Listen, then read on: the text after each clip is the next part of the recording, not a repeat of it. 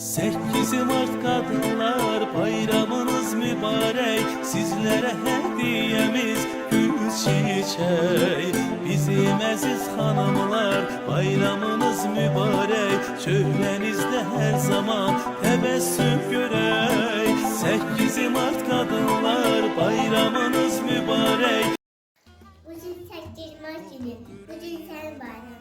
Tebrikler bile senden yana. 8 Mart'ta anardım. Vaktizden uyanmışım. Evvenden ülke. Karşına dayanmışım. Bu da hocam 8 Mart. Mektup çiçek bir yanı. En güzel hediyeni isteyerek alın anama.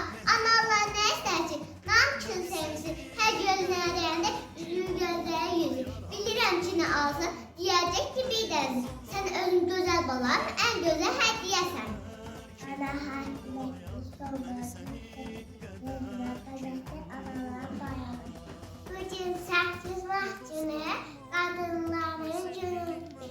Bibi hala nenenin anaların günüdür. Kadın ana demektir. Ana olsun her kadın. Birim evlat kayır. Etinin nasılsın her kadın. 8 Mart Kadınlar Bayramınız mübarek. Sizleri inden belə xoş bir avlar görək. Yeryüzünün gözləri xanımlarla qamaşır. Sevgi sizədir, sevgi sizə yaraşır. Ana bacı baş tacımız, xanım xatım yarsın. Bu dünya bir cahanda nə yaxşı varsınız. Həyatda hər zaman əziyyət çəkir. Bir çox çətinliyə dözür qadınlar.